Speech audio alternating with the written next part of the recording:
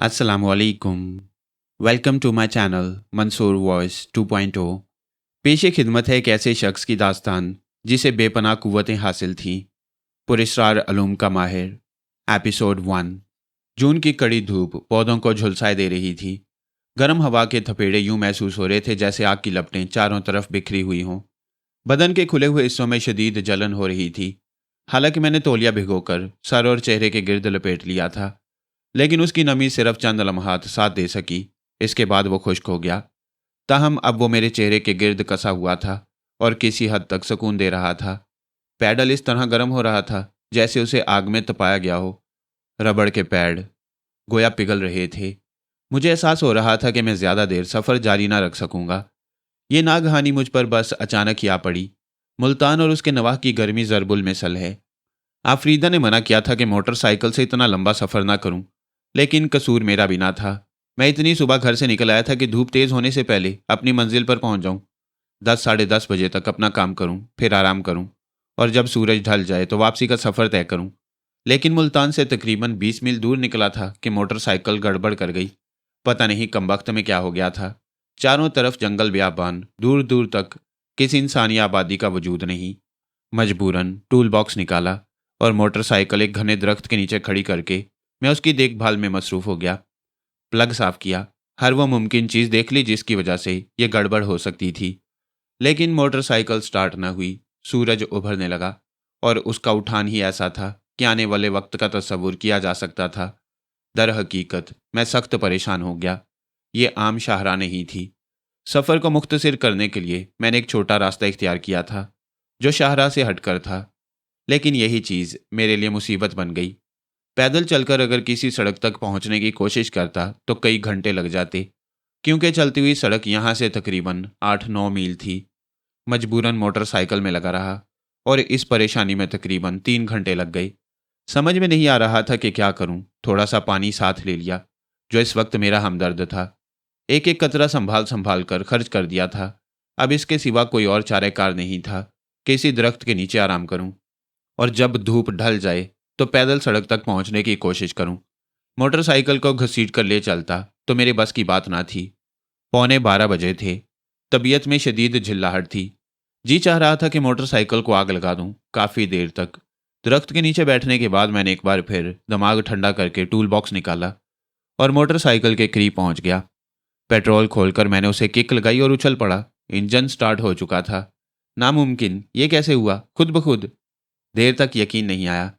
Engine को इस तरह स्टार्ट रहने दिया। मुझे यकीन था कि ये मोटरसाइकिल का मजाक है, अभी वो दोबारा बंद हो जाएगा। लेकिन इंजन चलता रहा, मोटरसाइकिल बंद नहीं हुई। 1 बजने में 20 मिनट बाकी थे। समझ में नहीं आ रहा था कि क्या करूं। बहरहाल तौलिया भिगोकर सर के गिर्द लपेटा और मोटरसाइकिल पर बैठकर चल पड़ा। दोपहर हो चुकी थी और आसमान से आग बरस रही थी। अहले मुल्तान ने एक बुजुर्ग दरवेश के साथ बदसलूकी की थी, जिसका नतीजा आज तक भुगतता जा रहा था। शम्स मजजूब थे, भूखे थे। गोश्त का एक टुकड़ा लेकर घर घर गए। लोगों से दरख्वास्त की कि उन्हें यह टुकड़ा भूनने की इजाज़त दी जाए, लेकिन किसी ने तवज्जो न दी। भूखे दरवेश ने आसमान पर चमकते सूरज को देखा और बोला, तूने देखा ये लोग कितने वैशी हैं। किसी ने मुझे गोश्त भूनने की इजाज़त नहीं दी। क्या तू भी मेरा साथ ना देगा? तू भी शम्स, मैं भी शम्स। क्या तू भी गोश्त भूनने में मेरी मदद नहीं करेगा? अहले मुल्तान का कहना है कि सूरज इतना नीचे झुकाया कि ज़मीन उबलने लगी। कुओं का पानी गर्म होकर भाप देने लगा। गोश्त का टुकड़ा भुन गया और मजजूब उसे खा के रुखसत हुए। लेकिन अहले मुल्तान आज तक भुन रहे हैं। उन्हें अपनी बेहिसी का पूरा पूरा तामाना अदा करना पड़ा है। गर्म लू के थपेड़े मुझे निढाल किए दे रहे थे। मेरी आंखें किसी ऐसी पनाह की तलाश में भटक रही थीं जहां थोड़ा सा साया हो और मैं रुक कर दम ले सकूं। मुझे यकीन था कि अगर थोड़ी देर तक और चलता रहा तो किसी हादसे का शिकार हो जाऊंगा। मुमकिन है लू लग जाए और मेरा बदन उस शदीद गर्मी को बर्दाश्त ना कर सके। आंखें चारों तरफ भटक रही थीं। पहले भी 2-4 बार इस रास्ते से गुजर चुका था, लेकिन कभी इस बात पर तवज्जो नहीं दी थी कि रास्ते में क्या क्या है। हाँ, जो चीज़ें खुद ब खुद नज़र आ जाती थीं या इस पगडंडी के कुर्बा जवार में थी, उनके बारे में बस थोड़ी सी मालूमात थी। ज़्यादा दूर नहीं चला हूँगा कि दफ़अतन बाएं सिमत कुछ स्याह स्याह धब्बे नजर आए। गालिबन दरख्त थे। फासला 2 या 2.5 फरलांग से ज्यादा न होगा। दरख्तों का ये झुंड उस लकोदिक मैदान में तनहा खड़ा था। मैंने इस शदीद गर्मी और धूप से बचने के लिए यही सोचा कि तमाम वसवसे और खदशात ज़हन से निकालकर उन दरख्तों के साए में पनाह ले लूं। जान है तो जहान है। धूप ढल जाएगी तो अपनी मंजिल पर पहुंचने की कोशिश करूंगा। वापसी आज ना हुई तो कोई हर्ज नहीं है। बच्चे परेशान जरूर होंगे, लेकिन मैं उनके दरमियान जिंदा वापस जाऊं तो यही मेरी और उनकी खुशकिस्मती और खुशबख्ती होगी। चुनाचे खुदा का नाम लेकर मोटरसाइकिल पगडंडी से उतार दी और ऊंचे नीचे नाहमवार रास्ते को तय करता हुआ दरख्तों के उस झुंड की जानिब चल पड़ा। रास्ते में खारदार झाड़ियां बिखरी हुई थीं और बाज़ जगह दरख्तों के उस झुंड तक पहुंचने का रास्ता बंद ही हो गया था। लेकिन मैंने हिम्मत ना हारी। जहां से भी जगह मिली वहां से गुजरता हुआ आगे बढ़ने लगा। दिल में बहुत से खौफ और खदशात भी थे। ऐसी झाड़ियों में उड़ने वाले सांप बकसरत पाए जाते हैं। मुल्तान और उसके नवाह में इन सांपों की बहुतात है। हरचंद के मेरा चेहरा तौलिए से ढका हुआ था, लेकिन आंखें खुली थीं और पेशानी का कुछ हिस्सा भी। हाथ खुले हुए थे। इन खुले हुए हिस्सों में किसी भी हिस्से पर कोई उड़न सांप हमलावर हो सकता था। बाहर तौर अब तो जो कुछ तकदीर में लिखा था होना ही था। मैं उन खारदार तारों के दरमियान से गुजरता हुआ बिलाखिर उन दरख्तों के झुंड के नज़दीक पहुंच गया और फिर ये देखकर मेरे दिल में मुसरत की लहरें बेदार होने लगीं कि दरख्तों का ये झुंड तनहा नहीं था, बल्कि इनके दरमियान में कदीम लखोरी ईंटों की बनी हुई एक इमारत खड़ी हुई थी। ऐसी चंद इमारतों को मैं पहले भी देख चुका था। ये अंग्रेज़ों के दौर की इमारतें थीं, गालिबन गेस्ट हाउस टाइप इमारत थी। इससे पहले ना मैंने कभी इसके बारे में कुछ सुना था और ना ही इसे देखा था। दूर से यह इमारत छोटी दिखाई दी, लेकिन करीब पहुंचने पर पता चला इमारत खासी बड़ी है।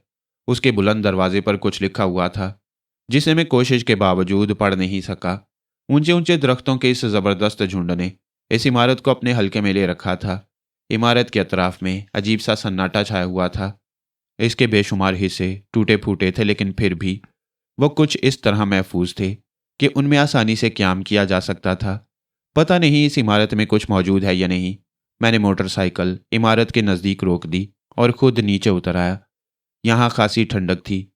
कम अज़ कम इस गर्मी में दरख्तों के नीचे भी इतनी ठंडक का तस्वुर नहीं किया जा सकता।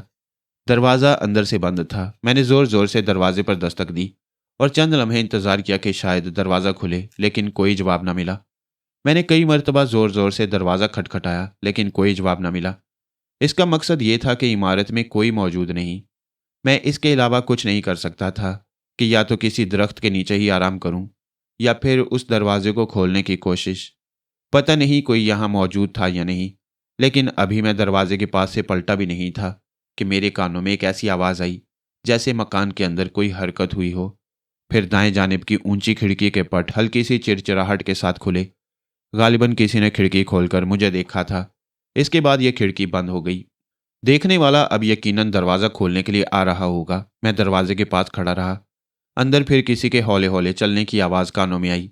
यह आवाज़ पैरों में पहनने वाले भारी स्लीपरों के फर्श पर घसीटने की आवाज़ से मिलती थी। फिर मैंने दरवाजे की आहनी जंजीर की खड़खड़ाहट सुनी और लकड़ी का बना हुआ मजबूत और बुलंद दरवाज़ा आहिस्ता आहिस्ता खुलने लगा। दरवाज़ा खुला और मुझे अपने सामने एक आदमी खड़ा दिखाई दिया, लेकिन उसे देखकर मेरे बदन में खौफ की एक झुरझुरी सी दौड़ गई। मुझे यूं महसूस हुआ जैसे मेरी रीढ़ की हड्डी पर किसी ने सर्द उंगली रख दी हो।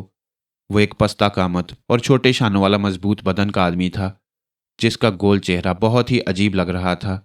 खोपड़ी बिल्कुल गंजी थी। गर्दन से लेकर टखनों तक उसने स्याह रंग का मोटे कपड़े का चौगा पहन रखा था। लेकिन इन तमाम अजीब बातों के अलावा जिसने मेरे हवास पर लर्जा तारी कर दिया, वो ये थी कि उस शख्स के चेहरे पर ना भवें थी ना आंखें। उस अजीबोगरीब शख्स की पुश्त पर मैंने एक औरत को देखा। दराज कामत और खूबसूरत। मर्द जितना बदवज़ा और बदसूरत था, औरत उतनी ही हसीन और दिलकश थी। सुडौल बदन की मालिक ये औरत भी मुकामी लोगों के लिबास में नहीं थी, बल्कि इसके बदन पर भी काले कपड़े का एक चोगा मौजूद था। लेकिन स्याह चोगे में उसका चेहरा चौदहवीं के चांद की मानंद चमक रहा था।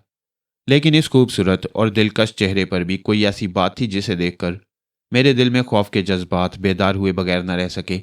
उसके चेहरे पर एक अजीब सी सफाकी थी। होंठों पर फैली हुई मुस्कुराहट से यूं लगता जैसे वो कोई ऐसी बात सोच रही हो जो बहुत खौफनाक हो।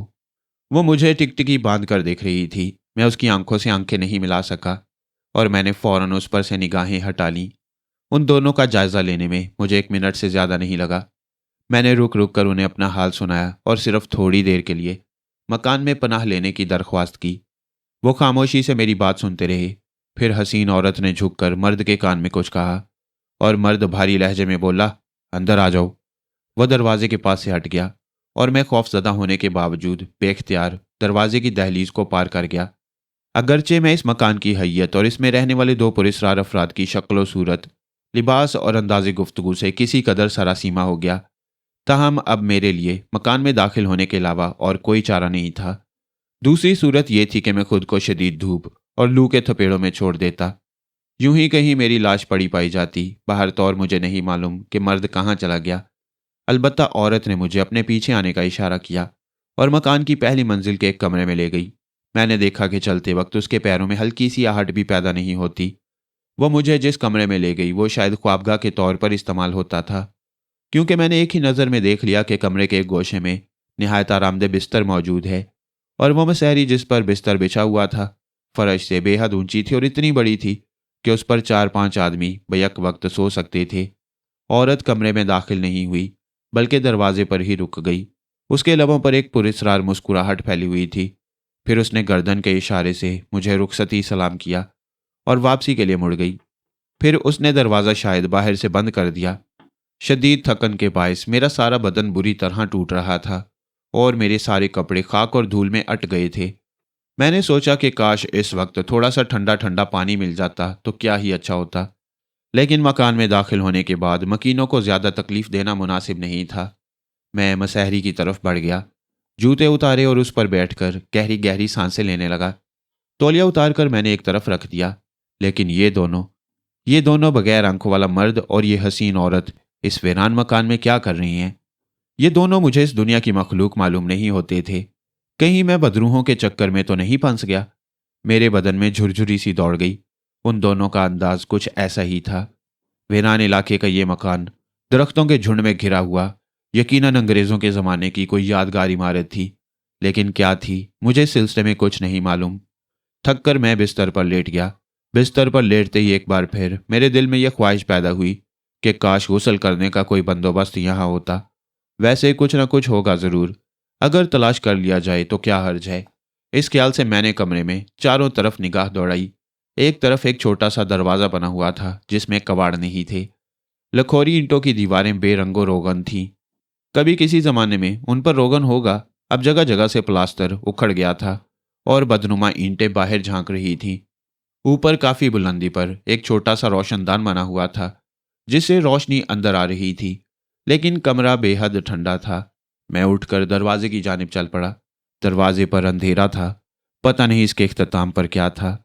मैं इस अंधेरे में आगे बढ़कर चंद कदम पहुंचा कि दफअतन मेरे हाथ किसी कबाड़ से टकराए। मैंने उस पर दबाव डाला तो दरवाज़ा खुलता हुआ महसूस हुआ। दरवाज़ा खुलते ही जी खुश हो गया, क्योंकि ये वाकई गुसल खाना था, मगर बेहद गलीज। नामालूम कितने अरसे से इसकी सफाई नहीं की गई थी। कमरे में मध्यम रोशनी जो रोशनदान से आ रही थी गुसल खाने तक पहुंचने के काबिल नहीं थी, लेकिन इतनी रोशनी यहाँ ज़रूर थी कि आंखें इसका जायज़ा ले सकें। मैं कुछ और आगे बढ़ गया और फिर मैंने टंकी में लगी हुई टूंटी खोल दी। निहायत मध्यम सी रोशनी में मैंने देखा कि टूंटी में से पानी की पतली सी धार निकलकर गुसल खाने के फर्श पर गिरने लगी, मगर यह पानी गदला और स्याह रंग का था जिसमें से जंग की बू आ रही थी। फिर पानी की टैंकी और लोहे के पाइप में से खरर खरर की आवाज़ें निकलने लगीं। मुझे अंदाज़ा हो गया था कि लोहे की ये टैंकी तवील अरसे से इस्तेमाल नहीं की गई। पहले तो मैंने ये सोचा कि गलीज पानी से नहाने का सवाल ही पैदा नहीं होता, लेकिन फिर ये सोचा कि कम अज़ कम हाथ पैर ही साफ कर लूं, जो बेहद गर्द आलूद हो गए थे। मैंने पतलून और जुराबें उतार दी और अपने बिस्तर पर रखकर वापस गुसल खाने में आया। मेरे दिल से अब इस मकान की वीरानी और बदरूहों का सारा खौफ दूर हो चुका था। चुनाचे मैं पानी के नीचे आ गया। चूंकि मैं इस गलीज और बदबूदार पानी से हाथ नहीं धो सकता था, इसलिए मैंने अपने पैर आगे बढ़ा दिए और पानी की पतली धार मेरे पैरों पर गिरने लगी। मगर दफअतन मेरा सांस जहां था वहीं रुक गया। खुदा की पनाह, ये क्या चीज़ थी जो मेरे बदन से चिपक रही थी? मैंने गौर से अपने पैरों को देखा और फिर जैसे मेरी रूह खिंचकर हलक में आ गई। क्या देखता हूं कि मेरे पैरों पर ताज़ा ताज़ा खून की हल्की तह जमी हुई है। मेरे मुंह से हल्की सी चीख निकल गई और मैं उछलकर गुसल खाने के दरवाजे से बाहर आ गया। बाहर आकर मैं ज़मीन पर गिरा और फिर बमुश्किल तमाम उठकर अपनी मसहरी तक पहुंच गया। मेरा दिल बुरी तरह धक धक कर रहा था। नल की टूंटी में से खून की धार इतना हैरत अंगेज वाकया था कि इंसान का दिल दहल कर रह जाए। मेरे हाथों और पैरों पर खून जमकर आन की आन में सख्त हो गया। मुझे एहसास हो गया कि यह खून इंसानी है। इस अचानक और लर्जाखेज दरियाफ्त ने मेरा जहन माऊफ कर दिया। चंद लम्हे तक मैं सर पकड़े चकराते हुए जहन को संभालने की कोशिश करता रहा। एक वीरान सुनसान मकान में दोपहर के वक्त खून से भरे हुए पांव और हाथ इतना भयानक और दहशत अंगेज मंजर पेश कर रहे थे कि इन्होंने मेरी तमाम जहनी और दिमागी कुव्वतें सलब कर ली थीं। मैं यकीनन इसे एक ख्वाब या वहम से ज़्यादा अहमियत नहीं देता।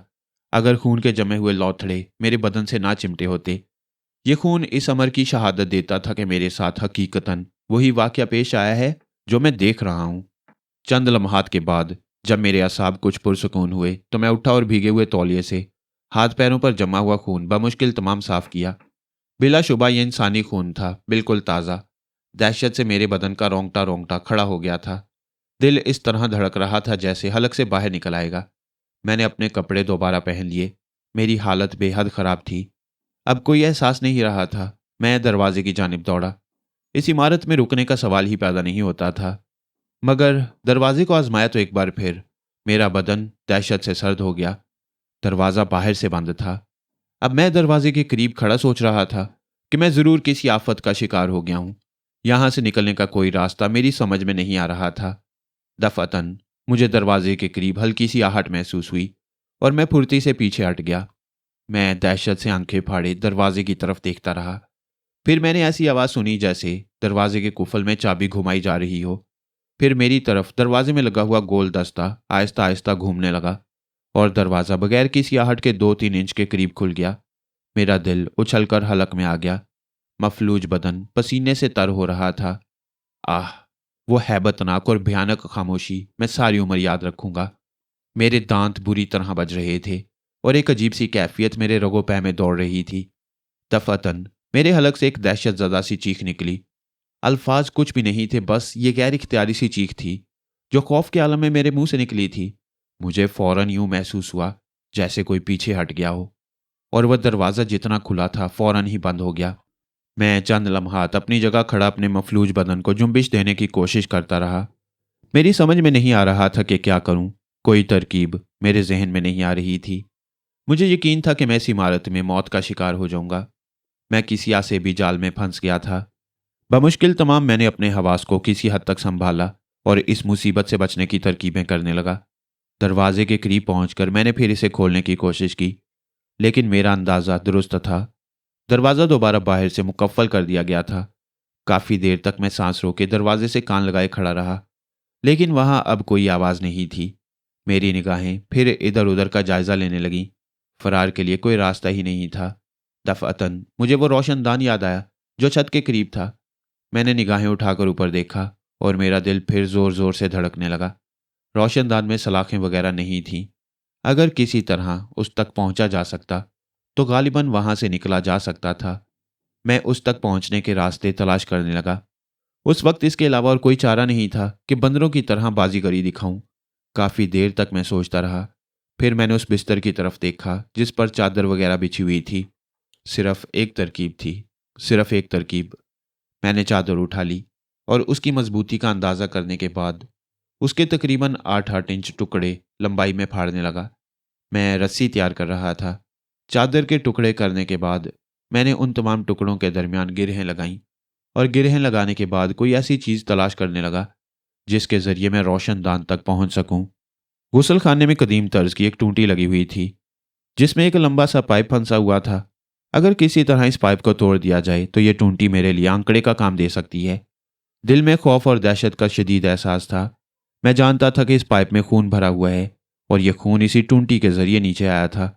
लेकिन खौफ और दहशत के आखिरी लम्हात में आदमी किसी कदर बेखौफ हो जाता है। चुनाचे मैं उस पाइप पर कुव्वत सरफ करने लगा। मैं उस पाइप को मोड़ने में कामयाब हो गया था। पाइप नल के साथ साथ नीचे मुड़ा और इसके बाद मैंने उसे अपनी पूरी कुव्वत से ऊपर की जानिब मोड़ा। फिर 4-6 बार ऊपर नीचे करने से पाइप का सिरा लचकने लगा और इसके बाद वो टूटकर मेरे हाथ में आ गया। मेरी खुशी की इंतहा नहीं रही थी। पाइप के उस टुकड़े को लिए हुए मैं बाहर आया और मैंने चादर के एक सिरे पर उसे मजबूती से बांध दिया। इसके बाद मैं पाइप के उसी टुकड़े को तोलने लगा। मैं उसे इस अंदाज में रोशनदान तक फेंकना चाहता था कि वो ऊपर जाकर फंस जाए। अपनी इस कोशिश में 3-4 दफ़ा पाइप का टुकड़ा फेंकने के बाद मैं कामयाब हो गया। चुनाचे उसकी मजबूती का जायजा लेने के बाद मैं चादर की रस्सी के सहारे ऊपर चढ़ने लगा। मुझे यूं महसूस हो रहा था जैसे बहुत सी आंखें मेरा जायजा ले रही हों। वो बदरूहें यकीनन मेरी इस हरकत से वाकिफ होंगी। मुमकिन है जब मैं इस रोशनदान से सर बाहर निकालूं तो मुझे कुछ नादीदा हाथ गर्दन से पकड़कर खींच लें, और उसके बाद पता नहीं क्या हो। कोई बात समझ में नहीं आ रही थी। बहरहाल मैं किसी फुर्तीली बिल्ली की तरह उस रस्सी के सहारे चढ़कर रोशनदान तक पहुंच गया। रोशनदान इतना बड़ा जरूर था कि मैं उसमें से निकलकर बाहर पहुंच सकता। उस शगाफ तक पहुंचने में मेरा सांस बुरी तरह से फूल गया था। मैं एक लम्हे के लिए रुका और फिर रोशनदान से मैंने सर उभारा। मुझे रोशनदान के ऊपर दरख्त की एक शाख नजर आई, मजबूत शाख। आह, अगर मैं उस शाख तक पहुंच जाऊं तो यकीनन दरख्तों के झुंड के जरिए मैं बाहर निकल सकता हूं। मैं यही सोच रहा था कि अचानक मुझे नीचे दरवाजे पर आहट महसूस हुई। मेरे कानों ने यह आहट महसूस कर ली थी। फिर मुझे एक चीख सुनाई दी, एक दिल खराश चीख। बड़ी वहशियाना चीख थी। समझ में नहीं आता था कि किसकी आवाज़ है, लेकिन मेरा पूरा बदन सर्द हो रहा था।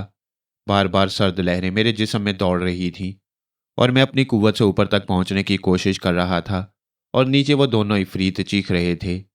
वो पस्ता कामत शख्स और वो खूंखार औरत जो चादर की उस रस्सी के सिरों को पकड़ पकड़ कर झटके दे रही थी ताकि रस्सी मेरे हाथ से छूट जाए और मैं नीचे गिर पड़ूं।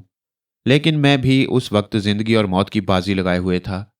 मेरे हाथ में जब रोशनदान का सिरा आया तो मैंने खुद को पूरी कुव्वत से ऊपर पहुंचाने की कोशिश की। मेरे दोनों हाथ मजबूती से रोशनदान के ऊपरी हिस्से पर जम गए और मैं उनके जरिए अपने बदन को ऊपर उठाने लगा। बड़ा मुश्किल काम था। एक बार मैंने पूरी कुव्वत से अपने बदन को ऊपर उठाया और उस शाख को पकड़ने की कोशिश की। यह मेरी खुशबख्ती थी कि शाख मेरे हाथ में आ गई। दूसरे लम्हे मैं उस शाख को पकड़कर ऊपर पहुंच गया। दरख्त की यह शाख दूर तक चली गई थी और एक दरख्त पर जाकर खत्म हो गई थी। मैं उसे पकड़े पकड़े आगे बढ़ने लगा। शाख ज्यादा मजबूत नहीं थी, किसी भी लम्हे वह टूट सकती थी। लेकिन इस वक्त जिंदगी और मौत का मसला था और मुझे अपनी तमाम तर महारत से काम लेना था।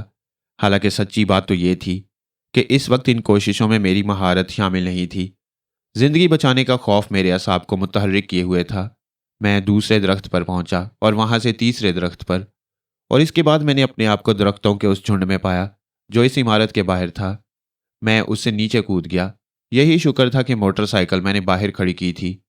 मुझे यूं महसूस हो रहा था जैसे चारों तरफ से नादीदा रूहें मुझे पकड़ने के लिए दौड़ रही हों। मेरे एसाब काबू में नहीं थे, लेकिन बस न जाने कौन सी पोशीदा कुव्वत थी जो काम कर रही थी। मोटरसाइकिल ने उस वक्त धोखा नहीं दिया और एक ही किक में स्टार्ट हो गई, और मैं उसे लिए हुए इस तरह बेतहाशा दौड़ा कि किसी भी लम्हे किसी छोटे से पत्थर से भी टकरा जाता तो यकीनन मोटरसाइकिल समेत 4-5 कलाबाजियां खा जाता। थोड़ी ही देर के बाद मैंने अपने आप को उस पगडंडी पर महसूस किया जहां से मैंने इस मनहूस मकान की जानिब रुख किया था। यह मेरी जिंदगी का पहला खौफनाक वाकया था। इससे पहले दूसरों के मामलात देखे थे या कुछ बुजुर्गों से इस किस्म के वाकयात सुने थे। अब न शदीद गर्मी का एहसास था न लू का। बस मोटरसाइकिल दौड़ रही थी और फासले कम हो रहे थे, यहां तक कि दूर से मतलूबा जगह नजर आ गई। यही मेरी मंजिल थी। गौस शाह पुराने ठेकेदारों में है। आगा जान से इनकी 32 साल पुरानी दोस्ती है। मुल्तान और इसके निवाह में बेशतर सरकारी और गैर सरकारी इमारतें इनकी बनाई हुई हैं। इनकी बनाई हुई काफ़ी इमारतों में इलेक्ट्रिक फिटिंग मैंने ही कराई है। सबसे पहले वो मुझसे ही रब्ता करते हैं और उनकी इलेक्ट्रिक फिटिंग और सैनिटरी फिटिंग का ठेका मुझे ही मिलता है। इस सफ़र का मकसद भी यही था। मुझे उनका पैगाम मिला था। मैं जानता था कि उन्होंने इस इलाके में कुछ इमारतों का ठेका लिया हुआ है, बल्कि मैं इंतज़ार कर रहा था कि शाह साहब ने अभी तक मुझसे बात क्यों नहीं की।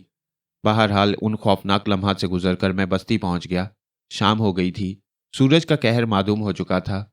बस्ती के मकान सोगवार महसूस हो रहे थे। दिन भर की धूप में तपते हुए घरों की दीवारें अब भी खूब गर्म थीं। लोग काम धंधों में लगे हुए थे। मैंने एक शख्स को रोककर इससे ठेकेदार गौस शाह के बारे में पूछा। ओ ठेकेदार जी, वो बेचारे घर पर ही होंगे। उस शख्स के लहजे में हमदर्दी थी। क्यों, क्या बात है, वो खैरियत से तो हैं? कहाँ जी, मुसीबत में फंसे हुए हैं बेचारे। क्यों, क्या हुआ उन्हें? हम कुछ नहीं बोलेंगे, कौन जाने कौन शिकार हो जाए। कैसा शिकार? बाबूजी खुद जाकर मालूम कर लो, हमें क्यों मुसीबत में डाल रहे हो, उसने मुंह बनाकर कहा और आगे बढ़ने लगा। मैंने एक बार फिर लजाजत से उसे आवाज़ दी, भाई रुको तो सही, कम अज कम उनका पता तो बता दो। सीधे चले जाओ, आगे से बाएं तरफ मुड़ जाना, कलिया का बाग आ जाएगा। उसी बाग में ठेकेदार काम कर रही हैं। वहीं किनारे पर इनका मकान है, देहाती ने कहा और तेज तेज कदमों से आगे बढ़ गया। मैं हैरान परेशान खड़ा रह गया। ठेकेदार को ऐसी कौन सी परेशानी लाहिक हो गई जो दूसरे लोगों को भी मालूम है। मैंने मोटरसाइकिल आगे बढ़ा दी और चंद मिनट के बाद उनके मकान पर पहुंच गया। मकान बस्ती के दूसरे मकानों से जरा अलग थलग था, पुराना बना हुआ था। उसके चंद हिस्से मुरम्मत शुदा थे। दस्तक दी तो दरवाज़ा खुल गया। ये ठेकेदार का पुराना मुलाजिम फ़कीर मोहम्मद था। मुझे जानता था। सलाम वकार बाबू, आ गए आप? हाँ फ़कीर मोहम्मद, कैसे हो? ठीक हूँ बाबू, गाड़ी खड़ी कर दें, अंदर आ जाएं। इसने कहा और मैंने मोटरसाइकिल स्टैंड पर लगा दी। फ़कीर मोहम्मद मकान के मेहमान खाने में ले गया जो इब्तदाई हिस्से में था। शाहजी मौजूद हैं? आते होंगे, डॉक्टर साहब के पास गई हैं। क्यों, खैरियत? जी वो सलीमा बीबी बीमार हैं। सलीमा ठेकेदार की बेटी थी, 5 बेटे थे और बस एक बेटी थी, इसीलिए लाडली थी। उम्र तकरीबन 18 साल थी और बहुत प्यारी शक्ल की मालिक थी। शाहजी पुराने ख्यालात के मालिक थे, इसलिए बेटी को पढ़ाया लिखाया नहीं था, जबकि बेटे तालीम हासिल कर रहे थे। क्या बीमारी है सलीमा को? मुझे भी उस बच्ची से उनसियत थी। बस जी, अल्लाह जाने। क्या मतलब? साया हो गया है क्या? मेरा दिल धड़क उठा।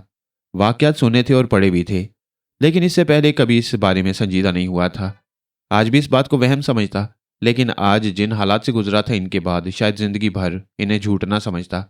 हाँ जी, बहुत बुरी हालत हो गई है उनकी तो। कब से है यह हालत? 20-22 दिन हो गए वकार बाबू, जब से उनकी यही हालत है। डॉक्टर वगैरह को दिखाया? हाँ जी, यहाँ बस्ती में बस एक ही डॉक्टर साहब हैं। वही बेचारे इलाज कर रही हैं, मगर वो खुद भी परेशान हैं। ज़रा तफसील बताओ फ़कीर मोहम्मद, ये सब हुआ कैसे?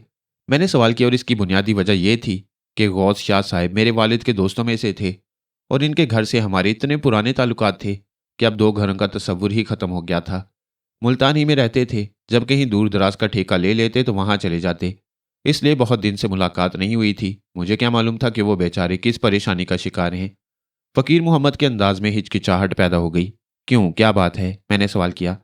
वो साहब वकार बाबू, मना कर दिया ठेकेदार जी ने कि किसी से इस मौजू पर बात ना की जाए। कुछ गड़बड़ भी हो गई है। एक दफ़ा आप उन्हीं से पूछ लें। फ़कीर मोहम्मद ने आजिज़ी से कहा और मैं खामोश हो गया।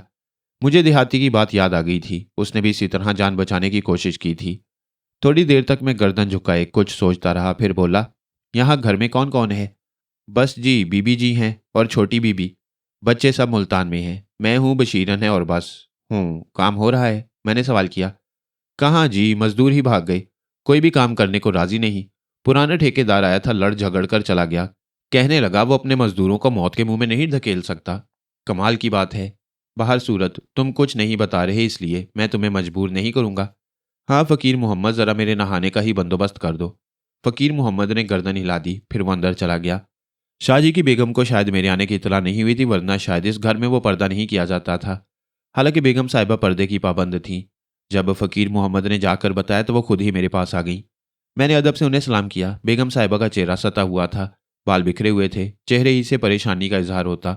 सलाम करने के बाद मैं इनसे उनकी खैरियत मालूम करने लगा। उनकी आंखों से आंसू छलक उठे। बेटे, सलीमा की हालत ख़राब है, बस अल्लाह से दुआ करो, अल्लाह उसे शिफा दे। मैं मजबूर हूँ बेटे, कुछ बता नहीं सकती।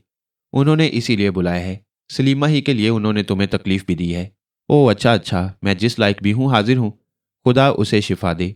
खैर चची जान, मैं आपको परेशान नहीं करूँगा। फ़कीर मोहम्मद नहाने का बंदोबस्त कर रहा है। तुम कपड़े वगैरह तो लाए नहीं होगे। तहमद दे दूँ तुम्हें शाहजी का? दे दें चची जान, वापस कर दूंगा अभी। अच्छा अच्छा, कोई बात नहीं। शाहजी की बेगम वापस चली गई। चंद मिनट बाद फ़कीर मोहम्मद आया। उसने गुसल खाने में पानी साबुन वगैरह रख दिया। मैं नहाया। नहाते हुए मुझे उस मनहूस गुसल खाने का ख्याल आ गया जिसके नल से खून की धार मुझ पर आ पड़ी थी। अगर यह धार मेरे सर पर पड़ती तो पता नहीं मेरी क्या हालत हो जाती। शुक्र था कि मैंने सिर्फ हाथ पांव ही धोने की कोशिश की। नहाते हुए मेरे रोंगटे खड़े हो गए। पूरे बदन पर रेशा सा तारी हो गया। किसी को यह कहानी सुनाऊंगा तो पता नहीं कोई यकीन करे या ना करे, लेकिन मैं जिन हालात से गुजर चुका था वो जिंदगी और मौत के हालात थे। मैंने अपनी सारी जिंदगी में इससे ज्यादा भयानक मंजर और कहीं नहीं देखा। वो दोनों मनहूस शक्लें रह रहकर मेरी निगाहों से गुजर रही थीं। मैंने तय कर लिया था कि अब इस रास्ते से कभी वापस नहीं जाऊंगा, बल्कि उस रास्ते ही को ख़त्म कर दूंगा। नहाते हुए मेरे बदन में फुरेरियां सी दौड़ती रहीं। हालांकि गर्मियों का मौसम था और इस वक्त भी अच्छी खासी गर्मी थी, लेकिन मुझे यूं महसूस हो रहा था जैसे दिसंबर की यकबस्ता रात में पानी से नहा रहा हूं। खुदा खुदा करके गुसल किया, अपने वही कपड़े पहन लिए और तहमद उतार कर फ़कीर मोहम्मद के हवाले कर दिया। ड्योढ़ी में वापस आया तो बेचारी बेगम साहिबा ने मेरे लिए खाने पीने का बंदोबस्त कर दिया था। शाहजी अभी तक नहीं आए थे। मैं खाना खा ही रहा था कि शाहजी पहुंच गए। उनके चेहरे से शदीद परेशानी का इजहार होता था। धूप में तपते हुए वो पता नहीं कहाँ से आए थे। मुझे खाना खाते देखकर मुतमईन अंदाज में कहा, खाओ मियाँ, खाना खाओ, मैं ज़रा मुंह हाथ धोकर आता हूँ। आप भी मेरे साथ आइए शाह साहब। नहीं मियाँ, तुम खाओ, मैं अभी आया। वो अंदर चले गए। थोड़ी देर के बाद वो मुंह हाथ वगैरह से फारिग होकर मेरे पास आ बैठे। इन दिनों भूख उड़ गई है वकार मियाँ, बस खुदा से दुआ करो, खुदा हमारी मुसीबत दूर कर दे। ठेकेदार साहब, मैं बड़ा परेशान हूँ। बस्ती में दाखिल हुआ तो एक देहाती ने आपकी परेशानी के बारे में बताया। फिर फ़कीर मोहम्मद ने बताया और जब चची जान से पूछा, लेकिन तीनों में से किसी ने तफसील नहीं बताई। मना कर दिया है मियाँ मौलवी साहब ने, कहा है कि किसी से कुछ ना कहना, बस जिस कदर मुमकिन हो सके इन वाक़यात को दूसरों के सामने दोहराने से गुरेज करना। मगर तुम्हारी और बात है, मैं ये खतरा मोल लूंगा, शाह साहब ने कहा और मैं हैरत से उनकी शक्ल देखने लगा। शाह जी किसी सोच में डूब गए थे। बड़ी हिम्मत वाले आदमी थे। हर तरह के हालात से निमटने की अहलियत रखते थे। हालांकि उम्र अच्छी खासी थी लेकिन सेहत जवानों की सी थी। इस वक्त वो मुझे जितना परेशान नजर आए, मैंने उन्हें इतना परेशान इससे पहले कभी नहीं देखा। चंद लम्हात वो गहरी सोच में रहे, फिर बोले, मैंने ये ठेका लिया था, इसके बारे में तुमको भी मालूम होगा। जी हाँ, बिल्डिंगें बननी है वहाँ।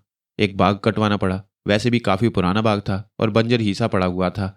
आमतौर से दरख्त सूख गए थे क्योंकि यहाँ उनकी कोई देखभाल नहीं कर सकता। इसकी वजह? मैंने सवाल किया। वजह यही सुनी थी मैंने कि बाग आसेब ज़्यादा है। बहुत अरसा से दरख्तों पर फल नहीं आए थे। इसका मालिक इसे बेचना चाहता था। गवर्नमेंट को यहाँ कुछ काम करना था, इसलिए उसने रिहाइश के लिए यहाँ बिल्डिंगें बनवाने का ठेका दिया। मुझे यहाँ 60 मकानात बनवाने थे जिनका नक्शा वगैरह सब पास हो चुका था। मैंने खुदाई शुरू करा दी। दरख्त कटवाने में भी तकरीबन 2 या ढाई महीने लग गए थे। और फिर वो मसला शुरू हो गया जिसने आगे चलकर एक परेशान कुन शक्ल इख्तियार कर ली। क्या मसला शाहजी? वही तो मुझे पूछना है, मैंने कहा। एक बहुत पुराना दरख्त था। वहाँ किसानों का कहना है कि यही दरख्त असल में आसेबज़दा था। कुछ ऐसे आसार भी मिले जिनसे मुझे अंदाज़ा हो गया कि लोगों का कहना गलत नहीं। मियाँ, बड़ी लंबी उम्र दी है खुदा ने, तवील ज़िंदगी गुजार चुका हूँ। और इस तवील ज़िंदगी में दुनिया के नामालूम कितने सर्द गर्म देखे हैं, लेकिन जिन वाक़यात से अबू साहब का पड़ा है उनसे कभी नहीं पड़ा था। मैंने दरख्त कटवाया। खुद अपनी निगरानी में मैंने दरख्त की कटाई शुरू कराई थी। उस वक्त दोपहर का वक्त था। मजदूर दरख्त की जड़ें खोद रहे थे कि दरख्त की जड़ के एक हिस्से में उन्हें एक कब्र मिली। ये कब्र अजीबोगरीब थी, खुदाई से बरामद हुई थी। कतबा उसका क्या था, कुछ लिखा हुआ नहीं था। जब हमने कतबा तोड़वाया तो उसके नीचे लोहे का एक ढक्कन बरामद हुआ। मजदूर बेचारे ये ढक्कन देखकर खौफजदा हो गए। अव्वल तो दरख्त की जड़ में कब्र देखकर ही चंद मजदूरों के हाथ पैर फूल गए थे और उन्होंने मुझसे कहा था कि ये कहीं किसी बुजुर्ग वगैरह की कब्र ना हो। मैंने कहा कि अब मजबूरी है, इमारतें तैयार करने के लिए खोदना ही पड़ेगा। वैसे मैंने ये भी सोचा था कि अगर वाकई कब्र ही निकली तो फिर हुकूमत से राब्ता कायम करके कहूँगा कि ये जगह छोड़ दी जाए और नक्शा से ये मुकाम हटा दिया जाए। बाहर तौर लोहे का ढक्कन देखकर मेरे जहन में एक और शुबा गुजरा। मैंने सोचा कि कहीं इस दरख्त की जड़ में कोई खजाना वगैरह ना दफन हो। इंसान लालच का पुतला होता है। सच्ची बात यह है कि मेरे दिल में लालच आया था। मैंने मजदूरों को वहां से हटाया और उस ढक्कन की सफाई करने लगा। खुद मैंने अपने हाथों से यह काम किया था। सफाई करने के बाद मुझे एक और चीज नजर आई। लोहे के ढक्कन पर एक सरिया लगी हुई थी और उस सरिया में एक ताला पड़ा हुआ था। ताला बंद था। वो जंग खूरदा हो चुका था। मुझे अब यकीन हो गया था कि कोई खास ही बात है। मजदूरों को मैंने वहां से बिल्कुल ही दूर हटा दिया। फिर मैंने हथौड़े मार मार कर वो ताला तोड़ा और कब्र का ढक्कन खोल दिया। तकरीबन 4 फुट गहरा गड्ढा था, बिल्कुल चकोर गड्ढा जो अंदर से बिल्कुल साफ और शफाफ पड़ा हुआ था। गड्ढे में स्याह रंग का सिर्फ एक पत्थर पड़ा हुआ था, लेकिन जैसे ही मेरी निगाह उस पत्थर पर पड़ी, पत्थर से धुआं निकलने लगा। अजीबोगरीब सफ़ेद रंग का धुआं। मैं घबरा कर पीछे हट गया। धुआं, तुम यकीन करो, इस अंदाज में बुलंद हुआ था जैसे कोई इंसानी हैवला हो। चंद ही लम्हात के बाद कब्र से बाहर निकल गया। स्याह रंग का पत्थर अब वहां मौजूद नहीं था। यह देखकर मेरे होश उड़ गए। मैंने ऐसे पुरस्रार वाकयात भला काहे को देखे थे? मैं सोच में डूब गया। मैंने ढक्कन उसी तरह बंद कर दिया और वापस घर आ गया। मेरा जहन परेशान था। मजदूरों को चूंकि सूरत हाल का इल्म नहीं था, इसलिए वो थोड़ी देर के बाद दोबारा अपने काम में मसरूफ हो गए। उन्होंने दरख्त की जड़ें खोदकर उसे गिरा दिया। इसके बाद वो दरख्त वहां से हटा दिया गया। गड्ढा भी बराबर कर दिया गया था। लोहे का ढक्कन वगैरह निकालकर एक तरफ कबाड़ खाने में डाल दिया गया। पता नहीं क्यों मेरे जहन पर एक खौफ सा तारी था। मुझे वो धुआं रह रह कर याद आ रहा था। मैंने अपने घर में भी किसी से इसका तज़किरा नहीं किया, लेकिन यह ख्याल बार बार दिल में आता था कि कहीं वाकई वो किसी बुजुर्ग की कब्र ना हो, कहीं इसकी वजह से मेरे सर पर परेशानियां नाजिल ना हों। और वकार मियाँ, उस दिन से मेरी मुसीबतों का आगाज़ हो गया। रात को मैं सो रहा था कि अचानक छत पर मुझे कदमों की आहटें सुनाई दी। ये मकान, मैं तुम्हें इसके बारे में बताऊं, बहुत अरसे से बंद पड़ा हुआ था। कभी किसी ने इसे बनवाया था, लेकिन सुना है कि इस मकान का मालिक कभी इस मकान में नहीं आया। ये मकान किसका था और किसकी मलकियत था, इसके बारे में आज तक मालूम नहीं हो सका। हुकूमत के कागजात में उसका कोई तज़किरा नहीं। मैं क्योंकि यहाँ बाग में काम कराने वाला था, इसलिए मुझे किसी रिहाइशगाह की ज़रूरत भी थी। मैंने हुकूमत की इजाज़त से इस मकान में अपना क़याम कर लिया। बच्चे तो सभी पढ़ाई में लगे हुए हैं। मैंने सोचा कि इस घर में मैं रहूँगा। मेरी बीवी ने मुझसे कहा कि लंबा काम है, इसलिए वो वहाँ रहकर क्या करेगी। सलीमा भी मेरे पीछे पड़ गई। चुनाचे मैं इन दोनों को भी यहाँ साथ ले आया। मकान में आए हुए तकरीबन 2 ढाई महीने हो चुके थे मुझे, और इन 2 ढाई महीनों में कोई ऐसी बात नहीं हुई थी जो मेरे लिए शुबह का बाइस होती। इसलिए मुझे कोई परवाह नहीं थी। सलीमा वगैरह को भी यहाँ का माहौल बेहद पसंद था। गर्मी तो यहाँ हस्बे मामूली होती है, लेकिन रातें खुशगवार हो जाती हैं। हाँ, तो मैं तुम्हें बता रहा था कि मुझे आहटें सुनाई दी। मैं चौंक पड़ा। मैंने सोचा कहीं कोई चोर वगैरह ना हो। लाठी और टॉर्च लेकर ऊपर पहुंचा, लेकिन छत पर किसी इंसान का कोई वजूद नहीं था। अलबत्ता मैंने जमीन पर एक जगह खून पड़ा हुआ देखा। टॉर्च की रोशनी में मुझे ये खून साफ नजर आ रहा था। मुझे बड़ी हैरत हुई। मैंने चारों तरफ घूम फिर कर देखा, लेकिन कुर्बो जवार में कोई नहीं था। अचानक नीचे से सलीमा के चीखने की आवाज़ सुनाई दी। वो दहशत से हलक फाड़ फाड़ कर चीख रही थी, और इसके चीखने की वजह से मेरी बीवी भी खौफ से चीख पड़ी। वो सोते से जागी थी। बाहर तो और मैं नीचे की तरफ दौड़ा। नीचे पहुंचकर मैंने सलीमा की हालत देखी। आह, मैं तुम्हें बता नहीं सकता वकार, क्या कैफियत थी उसकी। उसकी जुबान तकरीबन 6 इंच बाहर लटक आई थी, और आंखों के डेले खौफनाक अंदाज में फटे हुए थे और सुरख हो रहे थे। इसके दोनों हाथ फैले हुए थे और इसके हलक से खौफजदा सी चीखें निकल रही थी। मेरी बीवी उसकी शक्ल देखकर खौफ से बेहोश हो गई थी। फिर मैंने सलीमा के सर के बालों को हवा में इस तरह घूमते देखा जैसे कोई फिरकनी फिर रही हो। उस पर किसी आसेब का साया हो गया था। मेरा दिल खौफ और दहशत से धड़कने लगा। मेरी समझ में नहीं आ रहा था कि क्या करूं। तकरीबन आधे घंटे तक सलीमा की यही कैफियत रही। वो एक जगह खड़ी रही। उसने अपना एक पाँव उठा रखा था। फिर आहिस्ता आहिस्ता उसने पाँव नीचे रख दिया। उसके हाथ भी लटक गए और जुबान अंदर हो गई, और डेले अपनी जगह वापस आ गए। लेकिन इसके साथ ही वो धड़ाम से जमीन पर आ रही। मैं हैरत से बुत बना उसके सामने खड़ा हुआ था। इस आध घंटे का मुझे एहसास भी नहीं हुआ।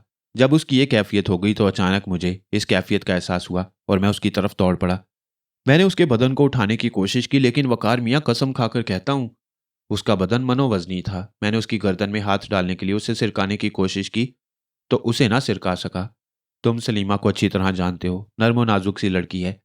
भला उसमें इतना वजन कहाँ था कि मेरे मजबूत हाथों से हिल भी ना सके। लेकिन मैं उसे हिला ना सका। अब बुरी तरह बदहवास हो गया था। उधर बीवी भी बेहोश पड़ी थी। बाबा फकीर मोहम्मद के साथ 2 आदमी और भी थे, जिन्हें सोते से जगाया और उठाकर अंदर लाया। सूरत हाल मैंने उन्हें नहीं बताई। मैंने उनसे कहा कि सलीमा को उठाकर बिस्तर पर डालें। उन्होंने इसे उठाया तो आराम से उठाकर बिस्तर पर डाल दिया। ऐसा महसूस हो रहा था जैसे अब सलीमा के बदन में वो वजन ना रहा हो। रात भर सलीमा बेहोश रही। बड़ी मुश्किल से अपनी बेहोश बीवी को होश में लाया। वह बेचारी बुरी तरह बदहवास होकर रोने लगी थी। मैंने उसे सूरत हाल बताई और कहा कि ज़रूर हमसे कोई गलती हो गई है। अब क्या किया जाए। इस जगह को तो छोड़ देंगे, लेकिन हमें वह बुजुर्ग मुआफ़ कैसे करेंगे जिन बुजुर्ग की वो कब्र थी। कोई बात समझ में नहीं आई थी। सुबह आंखों ही आंखों में हो गई। सलीमा को सख्त बुखार चढ़ा हुआ था, और वो बड़ी थकन महसूस कर रही थी। बड़ी मुश्किल से उसे एक प्याली चाय पिलाई, और उसने कुछ नहीं खाया था। बुखार की वजह से मैं बस्ती के डॉक्टर से मिला। डॉक्टर रहीम खान बहुत अच्छे आदमी हैं। बस बेचारे ऐसे ही डॉक्टर हैं, छोटे मोटे इलाज कर लिया करते हैं। बुखार की दवा उसे देकर चले गए। बुखार की वजह उनकी समझ में नहीं आई थी, लेकिन मैंने उन्हें सूरत हाल भी नहीं बताई। दिन में मैं काम पर चला गया। दिल हौल रहा था। मजदूरों से मैंने कहा कि इस जगह के गिर्द ईंटें रखकर एक अहाता बना दिया जाए। वहां पहुंचकर मैंने दिल ही दिल में उन बुजुर्ग से बड़ी मुआफ़ियाँ मांगी जिन्हें मेरे हाथों से तकलीफ पहुंची थी। ये तकरीबन कोई 2 बजे की बात है, जब अचानक मजदूरों में हंगामा हो गया, और अचानक किसी ने एक मजदूर को उठाकर जमीन पर दे मारा। मजदूर के काफ़ी चोट आई थी। किसी की समझ में नहीं आता था कि इस मजदूर को किसने उठाकर पटका है। बहरहाल मजदूर थोड़ी देर बेहोश रहा। होश में आने के बाद उसने बताया कि वो खुद नहीं समझ सका था कि उसको किसने पटका है। बस किसी ने उसकी टांगों में हाथ डाला और उठाकर जमीन पर दे मारा। टांगों में हाथ डालने वाले को वो देख नहीं सका। मजदूरों में कुछ बेचैनी फैल गई। रात को वो सब बाग के एक गोशे में आराम करते थे। उस वक्त वो सब सोने को लेट रहे थे। अचानक एक मजदूर ने हंगामा कर दिया। वो मिनमिनाती आवाज में चीख रहा था और अजीब वैश्याना अंदाज में उछल उछल कर गा रहा था। मजदूरों ने जब उसकी शक्ल देखी तो खौफ से उनकी गिग्गी बन गई। नाचने वाले मजदूर की जुबान बाहर निकल आई थी। आंखें खौफनाक अंदाज में चमक रही थीं। मजदूरों का कहना है कि ये आंखें रोशन बत्तियों की तरह चमक रही थीं। फिर उस मजदूर ने भर्राई हुई आवाज में कहा, सब भाग जाएं, वरना वो सबको भस्म कर देगा। चुनाचे बहुत से मजदूर तो उस दिन सुबह को चले गए। जो जरा हिम्मत वाले थे उन्होंने मुझसे राब्ता कायम किया और बताया कि ये बाग आसेब ज़दा है और अब बाग के आसेबों ने इनके लिए मुसीबत खड़ी कर दी है। दूसरे दिन काम होता रहा मगर मजदूर बहुत थोड़े रह गए थे। मैंने फैसला किया था कि शहर जाकर कुछ और मजदूर ले आऊं, लेकिन इसका मुझे मौका ही ना मिल सका। चूंकि रात को सलीमा की हालत फिर वैसी हो गई थी।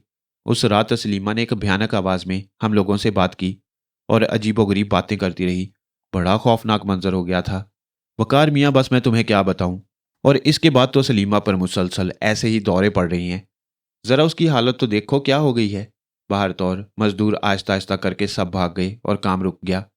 मैं बड़ा परेशान था। डॉक्टर साहब बेचारे सलीमा को दवाएं दे रहे थे, लेकिन मैं जानता था कि उनकी दवाएं भी बेमकसद हैं। यहाँ एक वाहिद मस्जिद है। मैं उसके मौलवी साहब से मिला जो बुजुर्ग आदमी है। वो बेचारे घर आए।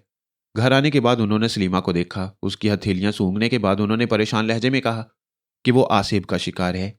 लेकिन ये आसेब अच्छी रूहें नहीं हैं, बल्कि उन्हें गंदी रूहें कह सकते हो। मैं उनकी बात सुनकर परेशान हो गया। अच्छी रूहों के सामने तो मुआफ़ी तलाफ़ी से काम चल सकता है, लेकिन ये भूत प्रेत जिसके पीछे पड़ जाएं उसकी गुलू खुलासी ज़रा मुश्किल से ही होती है। मैंने मौलवी साहब से कहा कि वो खुदा के लिए कुछ करें। मौलवी साहब ने मुझे चंद तावीज़ दिए, लेकिन ये तावीज़ कारगर न हुए, बल्कि बेचारे मौलवी साहब भी परेशानी का शिकार हो गए। उन्होंने बताया कि रात को मस्जिद के गिर्द बेशुमार लोग दौड़ते भागते और गालियां बकते रहे। वो सब की सब उन्हें सुनाई देती रहीं।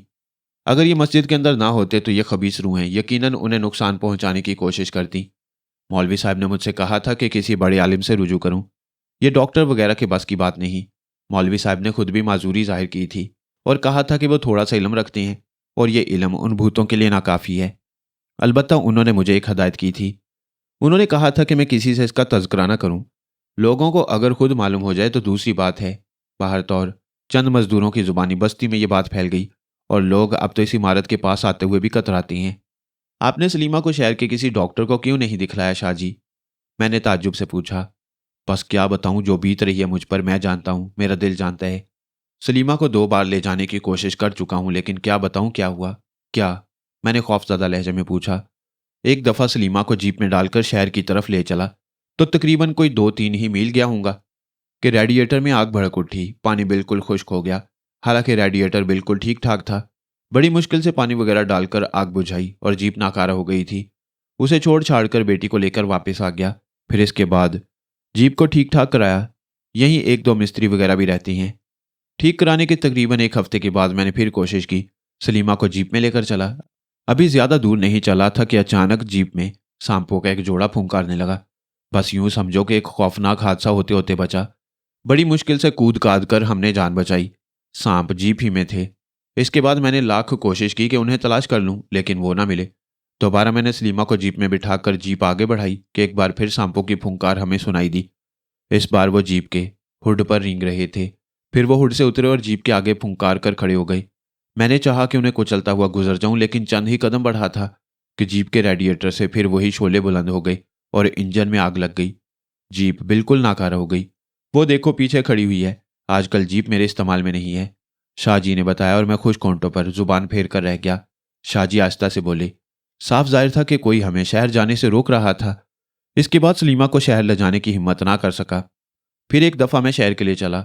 इरादा यही था कि किसी आमल को तलाश करूंगा या डॉक्टर साहब से मिलूंगा। तो थोड़े ही फासले पर चला हूँगा कि एक बार फिर मुझे सांपों ने घेर लिया। ये सांप अजीब किस्म के होते हैं। लंबे लंबे कुड़ियाले सांप जो सैकड़ों की तादाद में मुझे नजर आते हैं। लेकिन उस वक्त जब मैं शहर किसी ऐसे इरादे से जाने के लिए निकलता हूँ, मैं वहमी आदमी नहीं हूँ मियाँ। तुम नहीं समझते, लेकिन आगा जान मुझे अच्छी तरह जानते हैं। जवानी में बड़े बड़े हंगामे कर चुका हूँ, लेकिन सच्ची बात तो यह है कि अब हिम्मत हार बैठा हूँ। उन सांपों ने आपको कभी नुकसान पहुंचाया? नहीं, लेकिन वो मेरा रास्ता रोकती हैं। सलीमा के इलाज के लिए कहीं नहीं जाने देते। आपने कभी उन्हें हलाक करने की कोशिश नहीं की? इन हालात में हिम्मत नहीं पड़ी। वो दूसरे लोगों को भी नजर आती है। हाँ, अगर कोई मेरे साथ होता है तो वो भी इन सांपों को देखता है। साफ जाहिर हो जाता है कि वो सिर्फ हमारा रास्ता रोकने की कोशिश करती हैं। अगर इसके बावजूद हम उनसे छेड़छाड़ करने की कोशिश करें तो वो यकीनन हम पर हमला करेंगे। बड़ी परेशानी की बात है। आपने हुकूमत को इस बारे में तफसीलात नहीं फराहम की? सूरत हाल की इतला भिजवा दी है। मुझे खतरा है कि किसी दूसरे कॉन्ट्रैक्टर को यह ठेका ना दे दिया जाए। बहरहाल मुझे इसकी परवाह नहीं। मैं तो बस अपनी बेटी के लिए परेशान हूँ। जान बचाने की कोई सूरत मुझे नज़र नहीं आ रही है। ठेकेदार गौस शाह के चेहरे पर उसकी दिली कैफियत का पता चलता था। पूरा घराना परेशानी का शिकार हो गया था। मैं आंखें बंद करके उनकी बातों पर ईमान ले आया। दिल तो चाहा कि उन्हें अपनी विपता सुना दूं, लेकिन वो खुद अजाब का शिकार थे। मेरी कहानी से और भी परेशान हो जाते, इसलिए मैंने उनसे कुछ ना कहा। तुम सुनाओ, आगा जान कैसे हैं? ठीक है, खुदा का शुक्र है। मैं खुद सोच रहा था कि आपने अभी तक मुझसे बात नहीं की। सुकून मिलता तो तुमसे बात करता। तुमने हालात सुन लिए हैं, अब बताओ। हाँ ठीक है, खुदा रहम करे। आपने मुझे किसी खास काम से बुलाया था? मैंने सवाल किया। हाँ। कहिए। मुझे आपकी खिदमत करके खुशी होगी। बहुत दिन पहले की बात है, तुमने एक दफ़ा कुछ वाकयात सुनाए थे मुझे। कौन से वाकयात? मुझे सही तौर पर तो याद नहीं। तुम्हारे किसी दोस्त के भाई की कमर में फोड़ा हो गया था और कोई अबू दाऊद जिन था। तुमने उसका इलाज किसी हकीम असगर अली से कराया था। ओह हकीम साहब, मुझे याद है, मैंने जल्दी से कहा। मुलाकात होती है उनसे? इस सिलसिले में मैं बहुत बदकिस्मत हूँ। यानी उन्हीं दिनों मुलाकातें हुई थी, इसके बाद नहीं जा सका। उनकी रिहाइश का मालूम है? हाँ, बशर्ते कि वो उसी जगह हुए। वकार मियाँ, उनके बारे में मालूम करो।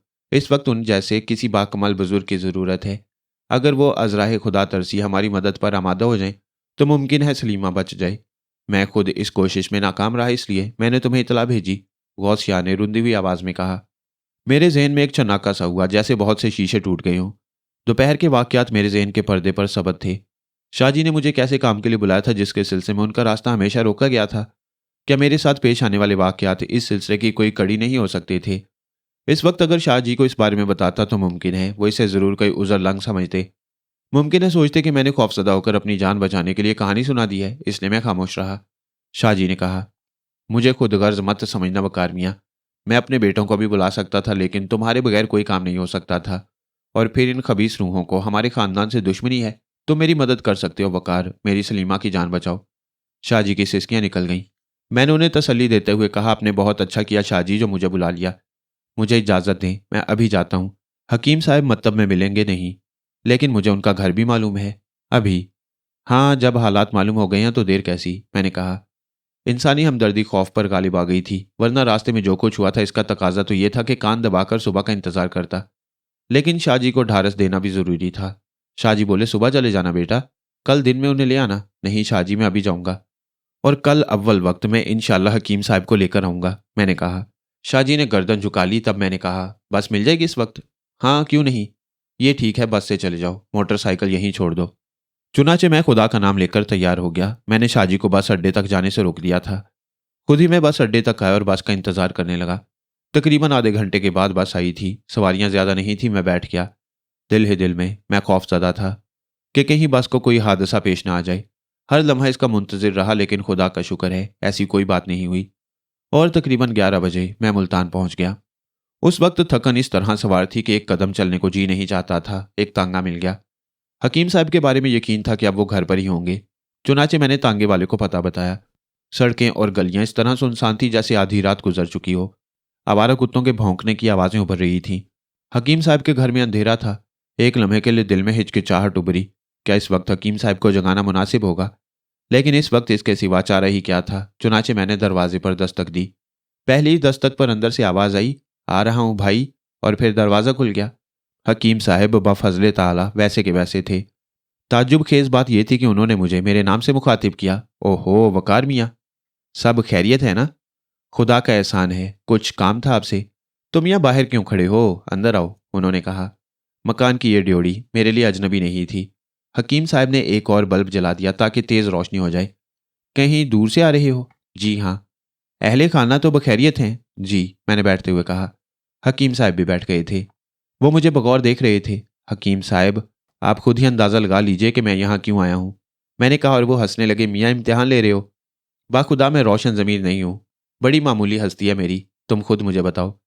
मुझे इल्म है हकीम साहब, आप बंदगाने खुदा की मदद करते हैं। एक मुसलमान को आपकी ज़रूरत है खुदा के नाम पर। फ़कीर हाजिर है, कहो कौन है वो?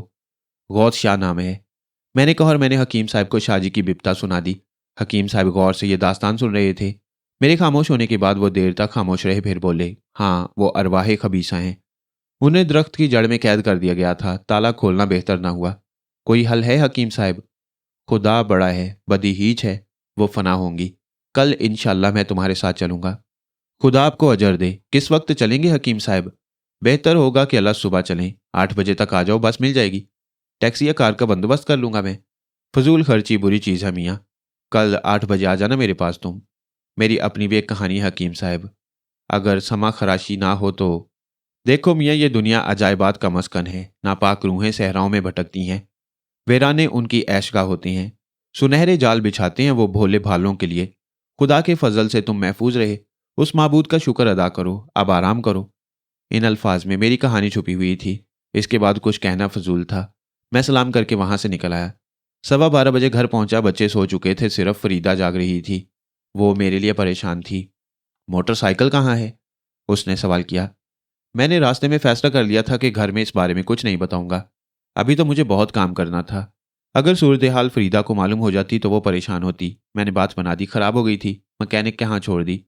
क्या खराबी हो गई है? बस भाई, ये तो अब मैकेनिक ही जानता होगा, मैंने मुस्कुराते हुए कहा। शाहजी से मुलाकात हुई? मेरी बीवी ने सवाल किया। हाँ, मुलाकात हो गई। उनकी बेटी बीमार है बेचारी, काफ़ी तबीयत खराब है। कौन, सलीमा? फरीदा ने पूछा। हाँ, काफ़ी तबीयत खराब है उसकी। कल सुबह फिर जाना है। ओह अच्छा।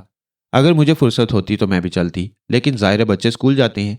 ख़ास तौर से आजकल तो बिल्कुल ही फुर्सत नहीं है। कोई बात नहीं, फिर कभी देखा ना। वैसे कल सुबह अगर मुमकिन हो सके तो मुझे 6 बजे तक जगा देना। मैंने हदायत की और सोने के लिए लेट गया। अगर मैं खुद पर गुजरे हुए वाक़यात फरीदा को बता देता तो उसकी रातों की नींदें हराम हो जाती, सुकून खो बैठती वो अपना। क्योंकि डरपोक किस्म की लड़की है, इसलिए मैंने उससे इस बारे में कुछ नहीं कहा। अलबत्ता बिस्तर पर लेटने के बाद वो हौलनाक वाक़यात मेरे जहन पर कुछ ज़्यादा ही असरअंदाज होने लगे। मुझे वो खौफनाक चेहरे याद आए। बेआंखों वाला सा मर्द और खुश शक्ल हसीन औरत, और फिर नल की टूंटी से बहता हुआ खून। ये सब ऐसी वहशतनाक चीज़ें थीं जिन्होंने मुझे बेकुल कर रखा था। हकीम असगर अली साहब ने कहा था कि वो रोशन ज़मीर नहीं है बल्कि एक बंदा यासी हैं, लेकिन मेरी कहानी सुनने से पहले उन्होंने उसके बारे में जान लिया था। मुझे अफसोस होने लगा कि इस दौरान मैं हकीम साहब से मुलाकातें क्यों ना करता रहा। इन जैसे साहिब कमाल बुजुर्गों से तो हमेशा फैज़ ही हासिल होता है। मैंने अहद कर लिया था कि आइंदा उनकी सोहबत से फ़ायदा उठाने की कोशिश करूंगा, बशर्ते कि वो बेचारे शादी के मसले में कामयाब हो जाएं। सलीमा बड़ी अच्छी लड़की थी, बहुत ही हंसमुख और मिलनसार। हालांकि तालीम याफ्ता नहीं थी, लेकिन किसी तौर पर पता नहीं चलता था कि वो गैर तालीम याफ्ता है। बहुत ही अच्छी तबीयत की मालिक थी। मेरे दिल से दुआएं निकली कि खुदावंद करीम उसे सेहत याब करे। बाहर तौर बड़ी जिम्मेदारी के साथ दूसरी सुबह में हकीम असगर अली के पास पहुंचा। बेचारे तैयार बैठे मेरा इंतजार कर रहे थे। मुझे देर तो नहीं हुई? नहीं मियाँ, सही वक्त पर आ गए हो। चले? उन्होंने सवाल किया। जी हाँ। हकीम साहब ने एक छोटा सा ब्रीफकेस हाथों में उठाया हुआ था। उसमें शायद कुछ दवाएं वगैरह थीं। मैंने उनके हाथ से ब्रीफकेस लेना चाहा तो वो मुस्कुराने लगे। चलते रहो मियाँ, चलते रहो। एहतराम बड़ी अच्छी चीज़ है, लेकिन आखिरत में मेरे गुनाहों का बोझ कौन उठाएगा? अपना बोझ मुझे खुद ही लेकर चलने दो। मैं खामोश हो गया। थोड़ी देर के बाद हम बस अड्डे पहुंच गए। हकीम साहब की ही ख्वाहिश थी कि बस से सफ़र किया जाए। बस में बैठकर हम चल पड़े। मैंने भी बस के इस सफ़र को बेहतर ख्याल किया। हालांकि मैं जानता था कि हकीम साहब क्या चीज़ हैं, लेकिन बस दिल में एक डर, एक वहशत सी बैठी हुई थी। बस में सफ़र करते हुए हम दोनों ही खामोश थे। मेरे जहन में एक बार फिर उस पुरस्रार मकान का तस्वुर उभरने लगा और मैंने कहा, आप कभी उस पगडंडी से गुजरे हैं हकीम साहब, जिससे गुजरते हुए जैली सड़क पर दरख्तों के झुंड में गिरा हुआ लखोरी ईंटों का बोसीदा सा खंडरनुमा मकान नजर आता है? हकीम साहब मुस्कुराने लगे, फिर बोले, नहीं मियाँ, कभी नहीं गुजरा। लेकिन थोड़े से हालात का तज्जिया मैंने रात को किया था। जी, मैं समझा नहीं। मैंने सवाल किया। बस ये जानना चाहा था कि वो कौन थे जिन्होंने तुम्हारा रास्ता रोकने की कोशिश की थी। फिर क्या है, मैंने सच ही कहा था तुमसे। अरवाह खबीसा वीरानों में भटकती हैं। आबादियों में तो अब उनका गुजर नहीं है, क्योंकि इंसान इनसे कहीं ज्यादा खबीस साबित होता है। लेकिन वीरानों के इन मस्कनों में वो इंसानों को लुभाने के लिए हर काम कर लेती हैं। तुम गर्मी से बुरी तरह परेशान होगे। तुम्हें किसी पनाहगाह की तलाश होगी। इस वक्त तुम्हारे लिए कोई पनाहगाह दुनिया की सबसे बड़ी नेमत होगी। बस उन्होंने तुम्हारे दिल का हाल जान लिया। क्या मतलब? तुम्हारे लिए उन्होंने एक नजरी धोखा तैयार किया। वहम के दरख्तों का एक झुंड और उनके दरमियान एक खाली इमारत, जो तुम्हारे लिए बहुत उम्दा साबित हो सकती थी। चूंकि तुम्हें इस वक्त इस इमारत की जरूरत थी, उन्होंने दरख्तों का झुंड दिखाकर तुम्हें इसकी तरफ मुतवज्जा किया। उसकी घनी छांव में तुम्हें सुकून के लम्हात मुयस्सर किए और फिर उस मकान में बुला लिया जहां वो अपनी शैतानी हरकतों को फैलाए हुए थे। और इसके बाद उन्होंने तुम्हारे लिए कुछ करने का फैसला कर लिया। लेकिन यहाँ तकदीर की बात होती है। बस कोई नेकी एक रोशन सुराख की मानंद होती है जिससे तुम्हें बाहर निकलने का मौका मिला। खुदा की कसम हकीम साहब, यही सब कुछ हुआ था। नल की टूंटी से खून की पतली सी धार निकली और मेरे हाथ पांव गंदे हो गए। खुदा का शुक्र है कि तुम्हारा सारा वजूद गंदा ना हुआ। अगर खून की धार तुम्हारे सर पर बह जाती तो फिर खुदा जाने क्या होता, हकीम साहब ने कहा। ओह, इसका मतलब है? हाँ, उनकी बुराइयां सर से पांव तक तुम्हें अपने घेरे में ले लेती और इसके बाद तुम्हारी गुलू खलासी मुमकिन ही नहीं थी। पता नहीं कौन सी अच्छाई ने तुम्हें उस नल की टूंटी के नीचे बैठने से बाज रखा और वह गलीस खून तुम्हारे बदन के थोड़े से हिस्से को गंदा कर सका। खुदा की पनाह, इसका मतलब है मैं बाल बाल बचा हूं हकीम साहब? बचाने वाला वो कादर मुतलिक है, हकीम साहब ने आंखें बंद करते हुए कहा। और इसके बाद मुझे ऐसा महसूस हुआ जैसे वो मुराकबे में खो गई हूं। अब मैंने उनसे बात करना मुनासिब नहीं समझा। पता नहीं कौन से आलम में पहुंच गए थे। उन्हें परेशान करना मेरे लिए मुनासिब नहीं था। बस का सफर जारी रहा। मेरे जहन में शाहजी उतर आए थे। बेचारे किस बेचैनी से मेरी आमद का इंतजार कर रहे होंगे। क्या हकीम साहब वाकई उनकी परेशानी दूर करने में कामयाब हो जाएंगे? मेरे जहन में यूसुफ का भाई आसिफ आ गया, जिसकी कमर पर एक फोड़ा निकला था। और फिर हकीम साहब ने बड़े ड्रामाई अंदाज में उस जिन को पकड़ा था जिसका नाम अब्बू दाऊद था।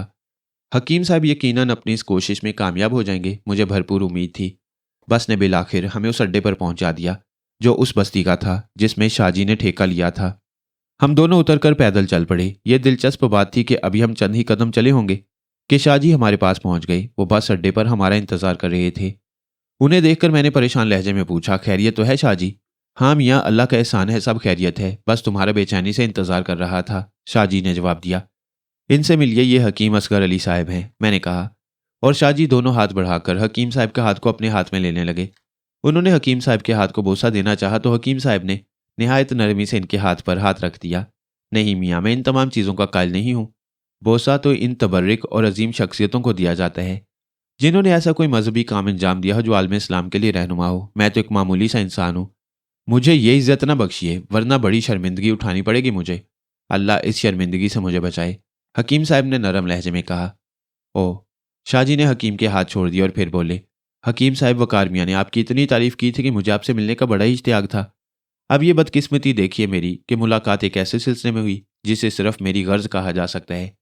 नहीं, ऐसी कोई बात नहीं है। गर्ज तुम्हारी नहीं है, बस खुदा के एक बंदे की है जिसे बदी की कुव्वत ने परेशान कर रखा है, हकीम साहब ने कहा। और इसके बाद वो खामोश हो गई। हम शाहजी के साथ चलते हुए बिलाखिर इस मकान पर पहुंच गए जहां सलीमा मौजूद थी। मेरे जहन में अजीब व गरीब ख्यालात थे। ड्योढ़ी में पहुंचकर हमें कुर्सियों पर बिठा दिया गया और शाहजी अंदर चले गए। हकीम साहब खामोशी से कुर्सी पर बैठे हुए थे। उनके होंठ आहिस्ता आहिस्ता हिल रहे थे, जिसे अंदाजा होता था कि वो कुछ पढ़ रहे हैं। थोड़ी देर के बाद शाहजी वापस आए तो उनके हाथ में लस्सी के गिलास थे। रख दीजिए, यहाँ रख दीजिए, अभी हम कुछ नहीं पियेंगे, हकीम साहब ने कहा। और फिर कहने लगे, बच्ची कहाँ है? अंदर मौजूद है हकीम साहब, अगर आप कहें तो लेकर आऊं? हमें अंदर जाने की इजाज़त दे दो, हकीम साहब ने कहा। और शाहजी जल्दी से उठ खड़े हुए। इसमें इजाज़त की क्या बात है, आइए आइए, आपका अपना घर है। वकार मियाँ, तुम ये दरवाज़ा बंद कर दो, बाहर के लोगों को पता नहीं चलना चाहिए। बल्कि शाहजी, अगर यहाँ आपके कुछ मुलाजिम वगैरह हैं तो उनसे भी माजरत करके उन्हें बाहर भिजवा दीजिए। घर में कोई नहीं है हकीम साहब, मुलाजिम बाहर गए हुए हैं। मैं दरवाजे के बाहर किसी को बिठाकर कह देता हूँ कि अंदर कोई ना आए। नहीं नहीं, इसकी ज़रूरत नहीं है, आओ, दरवाज़ा तो बंद ही कर दिया है, आओ, हकीम साहब ने कहा। और हम सब अंदर दाखिल हो गए। शाहजी के चेहरे पर अजीब से तासुरात थे। बाहर तौर इस वक्त मैं दिल से दुआएं मांग रहा था कि हकीम साहब अपने मकसद में कामयाब हो जाएं। सलीमा की हालत इस वक्त बिल्कुल ठीक थी। बेचारी का चेहरा सुत गया था, रंग हल्दी की तरह जर्द हो गया था, आंखें यरकान ज़दा मालूम होती थी। हालांकि उसके चेहरे की शगुफ्तगी और शादाबी देखने के काबिल थी, लेकिन अब उसे देखकर मुझे दिली रंज हुआ। उसने मेरी तरफ देखा लेकिन सलाम नहीं किया, हालांकि वो हमेशा मुझे देखकर सलाम करती थी। शाह साहब को भी उसने सलाम नहीं किया और शाह साहब मुस्कुराने लगे। कैसी हो बेटी सलीमा, सलाम नहीं किया तुमने हमें? उन्होंने पूछा, लेकिन सलीमा ने कोई जवाब नहीं दिया। उसकी आंखों का रंग तब्दील होने लगा। बैठ जाओ, कुर्सी पर बैठ जाओ, बैठकर आराम से बातें करेंगे, शाह साहब ने कहा। लेकिन सलीमा जल्दी से अपनी जगह से उठकर कमरे की एक दीवार के पास पहुंच गई। वह दीवार से टिकी हुई हकीम साहब को घूर रही थी। तो मियाँ, ताउन पर आमादा नहीं हो तुम? खैर छोड़ो इन बातों को, बताओ तो सही जरा कौन हो? हकीम साहब बड़े दोस्ताना अंदाज में बोले। और सलीमा का चेहरा बिल्कुल ही तब्दील हो गया। उसकी आंखों में अब खून ही खून झलक रहा था। होंठ ऊपर मुड़ गए थे, दांत लंबे हो गए थे। शाहजी ने उसकी शक्ल देखी तो बड़ी मुश्किल से अपनी चीख रोकी। बेगम साहिबा उस कमरे में मौजूद नहीं थी। देखो भाई, हम लड़ने झगड़ने नहीं आए, अच्छा है कोई समझौता हो जाए, पता तो चले कि तुम हो कौन। तू मुसला, निकल जा यहां से निकल जा, तेरा हमारे बीच कोई काम नहीं। अगर तूने कोई गड़बड़ की तो इन सबको ही भस्म कर दूंगा। देखो भाई, हमने तुमसे कोई ऐसी बात नहीं की जो तुम्हें नागवार गुजरे।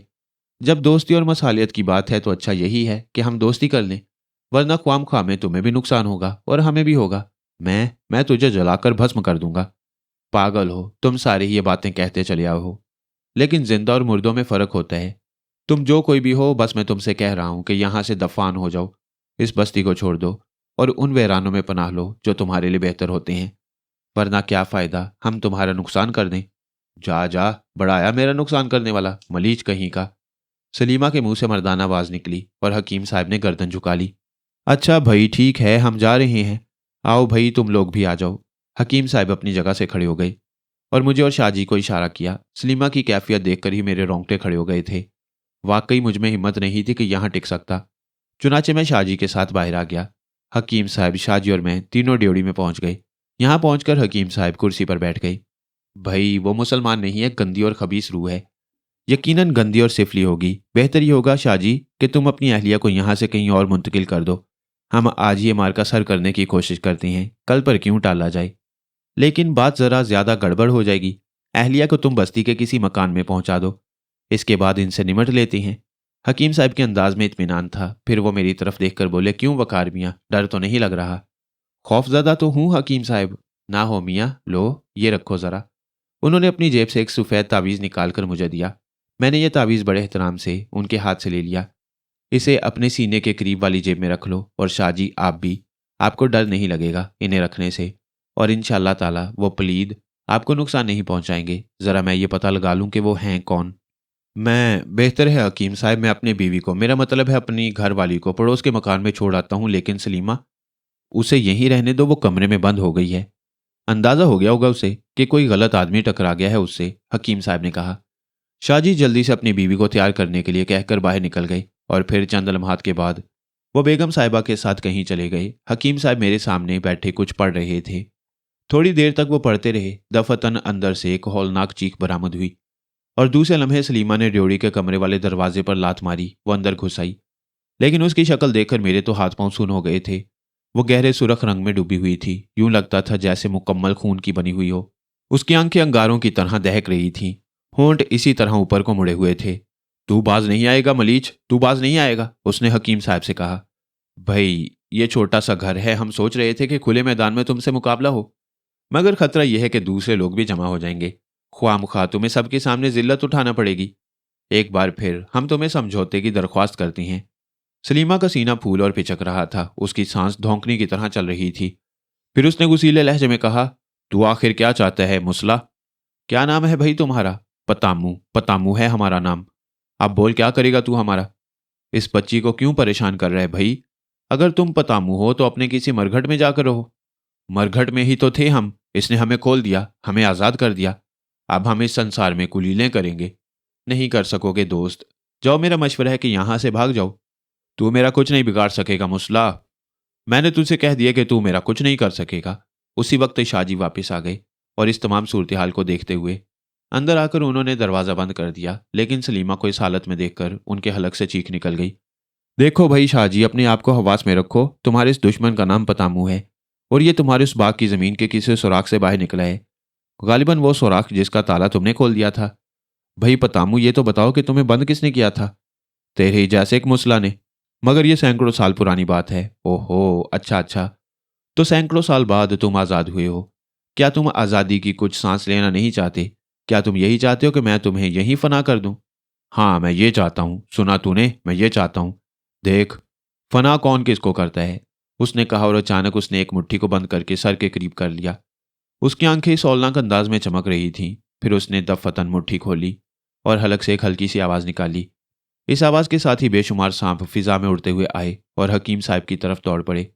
हकीम साहब ने आंखें बंद करके दोनों हाथ ऊपर उठा लिए और इसके बाद जो मंजर हमारी आंखों के सामने आया वो हैरत अंगेज था। एक सफ़ेद सा धुआं फिजा में फैल गया और चंद लम्हे के अंदर वो सांप गायब हो गए। फिर इसके बाद हमने ड्योढ़ी के कोनों खुदरों में से परिंदे निकलते देखे जो फिजा में चक्कर लगाने लगे थे। उन्होंने कई बार सलीमा के बदन को चूंचे मारी। हम दम बखुद खड़े ये सब कुछ हैरत से देख रहे थे। लेकिन सलीमा के जोरदार कहके की आवाज़ सुनाई दी। वे ड्योढ़ी के दरवाजे के पास खड़ी कहके लगा रही थी, लेकिन ये कहके मर्द के थे। यकायक उसके अतराफ में आग के शोले बुलंद होने लगे। फिर उन शोलों में से एक इंतहाई करी सूरत मर्द बाहर निकल आया। सलीमा अब वहां मौजूद नहीं थी। नंग धड़ंग खौफनाक शक्ल का आदमी कह के लगा रहा था और हमारी रूह फना हुए जा रही थी। ये सब कुछ देखने की शक्कत हम में नहीं थी, लेकिन अब तो सब कुछ बर्दाश्त कर नहीं था। वो खौफनाक आदमी कह के लगाता हुआ हकीम साहब की तरफ बढ़ा।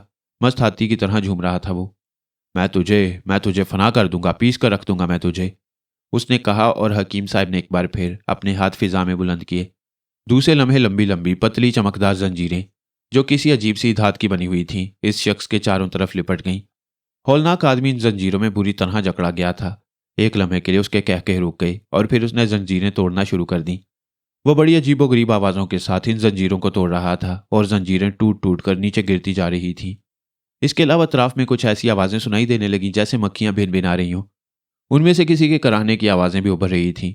वह जब इन जंजीरों को तोड़ चुका तो एक बार फिर उसके चेहरे पर खुशी के आसार फैल गए। बस, उसने कहा, ले अब मुझे संभाल। उसने एक बार फिर पीछे हटकर अपनी मुट्ठियां बंद की और जब मुट्ठियां खोलनी तो चमगादड़ जैसे बहुत से जानवर हकीम साहब की तरफ लपके एक क्यामत सी आ गई।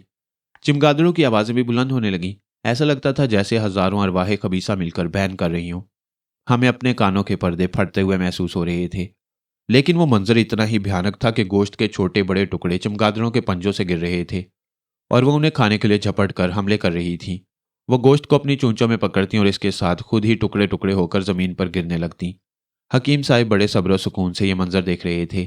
फिर उन्होंने अपनी एक उंगली उठाई और वहां खामोशी छा गई। अब वहां न चमगादड़ें थी, न गोश्त का कोई टुकड़ा। अलबत्ता सलीमा एक बार फिर अपनी इस हौलनाक शक्ल में इनके सामने खड़ी थी। फिर उसकी आवाज़ उभरी, देख मुसला, अगर तूने ज्यादा गड़बड़ की तो मैं इस लड़की को जान से मार दूंगा। नहीं, यह तेरे बस की बात नहीं है पतामा। अब तू तैयार हो जा। अभी तक तो मैंने तेरे साथ सिर्फ इतना ही किया कि तू यहां से भाग जाए, लेकिन अगर अब तूने ज्यादा गड़बड़ की तो फिर तेरे साथ बेहतर सलूक नहीं होगा। चल आजा सेन में, आजा जरा देखें तो सही तुझ में कितना दमखम है। आओ भाई जरा तुम लोग भी देख लो, हकीम साहब ने हमसे कहा और उठकर आगे बढ़ने लगे।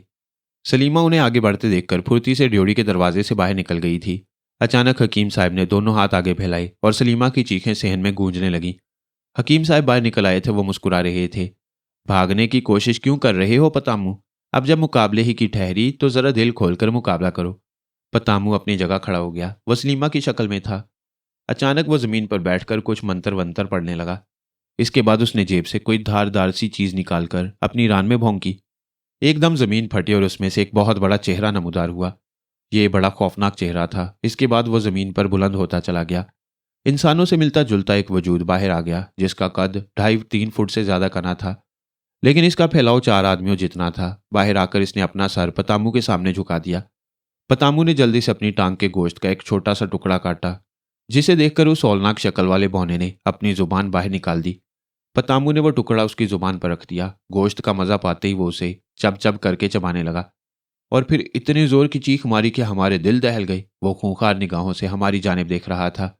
ये तुम्हारा वीर है? हकीम साहब ने सलीमा की तरफ रुख करके कहा, जो पतामू की शक्ल में थी। ये तुम्हें चबाकर फेंक देगा मुसलाह, जरा तमाशा तो देखो, इसने कहा।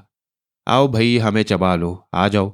हकीम साहब ने अपने हाथ आगे बढ़ा लिए और खूंखार शक्ल का 3 फुट बौना हकीम साहब की तरफ बढ़ने लगा। हकीम साहब निहायत सुकून से खड़े हुए थे। बौना हकीम साहब के पास पहुंचा तो हकीम साहब ने अपनी एक उंगली उसकी पेशानी से छू दी। एक बार फिर क्यामत आ गई थी। बौना जमीन पर लौट रहा था। वो कलाबाजियां खा रहा था। वो कई बार पतामू पर गिरते गिरते बचा। पतामू ने 2-3 बार लात मारी, लेकिन बौने में अब इतनी हिम्मत नहीं थी कि वो अपने पैरों पर खड़ा भी हो सके। बड़ी मज़काखेज कैफियत थी उसकी। देखते ही देखते वो जमीन पर लेट गया। उसका बदन किसी गेंद की तरह फूल पिचक रहा था और आहिस्ता आहिस्ता उसका बदन पिचकना शुरू हो गया और इसके बाद जमीन पर वो सिर्फ एक कागज की शक्ल में रह गया। फिर ये तस्वीर भी मिट गई। हाँ भाई पतामू, और किसी वीर को बुलाओ, हमें तुम्हारे वीरों से मिलकर बहुत खुशी हो रही है, हकीम साहब ने कहा। देख, तू चला जा यहां से, चला जा, अच्छा नहीं होगा, वरना मैं इस पूरी बस्ती को तबाह कर दूंगा। तू इस मकान से बाहर निकलकर ही दिखा दे पतामू, बस्ती को तबाह बाद में करना। क्या मतलब? तू मुझे यहां से भागने नहीं देगा? नहीं। हकीम साहब ने एक बार फिर मुट्ठी बंद की और उसके बाद उसे पतामू की तरफ फेंका। दूसरे लम्हे बेशुमार जंजीरें पतामू के बदन से लिपट गईं। अब वो इन जंजीरों को तोड़ने की कोशिश कर रहा था, लेकिन इस बार जंजीरें टूटने वाली नहीं थीं। ये पहली जंजीरों से ज्यादा मजबूत और ठोस थीं। पतामू इनके दरमियान जकड़ा हुआ इन्हें तोड़ने की कोशिश करता रहा। हकीम साहब 2 कदम और आगे बढ़े और एक बार फिर उन्होंने कुछ पढ़कर पतामू पर फूंका। पतामू बुरी तरह कलाबाजियां खाने लगा। इसके बदन से जंजीरें गायब हो गईं, लेकिन यूं महसूस हो रहा था जैसे अब भी वो नादीदा जंजीरों में जकड़ा हुआ हो। अचानक उसके बदन से खाल उतरने लगी। ये खाल सलीमा के बदन से उतर रही थी। खाल इस तरह उतरने लगी जैसे किसी जानवर की खाल उतार दी गई हो। अंदर से गोश्त नजर आ रहा था। सलीमा का चेहरा और बदन अब गोश्त का एक लोथड़ा था। लिबास नाम की कोई चीज उसके बदन पर बाकी नहीं रही। वो अपने असली खदोखाल में ही थी, लेकिन अब अंदर से गोश्त ही गोश्त चमक रहा था। शाहजी ने आंखें बंद करके घुटनों में मुंह दे लिया, लेकिन मैं सहरजदा निगाहों से ये तमाम मंजर देख रहा था। शाहजी अपनी बेटी को इस अंदाज में नहीं देख सकते थे। अचानक उनके हलक से एक दिल खराश चीख निकली। ओ मुसला, ओ कमीने बाज, आजा, छोड़ दे मुझे, देख, छोड़ दे, देख, ये सब चीजें ना कर। मैं हाँ हाँ पतामू, तुम तो बहुत बड़ी चीज थे, बहुत बड़े वीरों के मालिक। देखूं तो सही तुम्हारे पास कितने वीर और हैं। मैं जा रहा हूं, मुझे जाने दे, मुझे निकल जाने दे यहां से। कहाँ जाओगे अब, कहाँ जाओगे पतामू? जाने के तमाम रास्ते तो तुमने खुद ही बंद कर दिए हैं। मुझे मुझे इस अजाब से निजात दिला दे। देख, मैं चला जाऊंगा, वादा करता हूं चला जाऊंगा। ले, मैं इस लड़की को छोड़ता हूं, ले, मैं छोड़ता हूं। और उसी लम्हे मैंने एक और मंजर देखा, एक ऐसा मंजर जो इस दौर में नाकाबिल यकीनी कहा जा सकता है। मुझे हैरत है कि इस दौर में ये मनाजिर मेरी ही आंखों को देखने के लिए रह गए थे। मैंने देखा कि सलीमा का बदन दरमियान से दो टुकड़े हो गया। सलीमा अपने तौर पर जिंदा सलामत थी, लेकिन इसके बदन का एक हिस्सा इससे हटकर अलग हो गया था। वो अपने पैरों से चल रहा था। यह हिस्सा एक मर्द का था, एक इंतहाई बदनुमा मर्द। लंबे लंबे बाल शानों पर बिखरे हुए थे। बदन अच्छा खासा मजबूत तवाना था, लेकिन चेहरा बड़ा ही भयानक। झाड़ झनकार उस चेहरे पर उगे हुए थे। आंखें अंगारों की तरह दहक रही थीं। कहो पतामू, छोड़ दिया इसके बदन को? छोड़ दिया, छोड़ दिया, मैंने देख लिया, तू मुझसे ज्यादा बलवान है, तू मुझसे ज्यादा ताकतवर है। बस अब मुझे छोड़ दे, मुझे जाने दे, मैं चला जाऊंगा।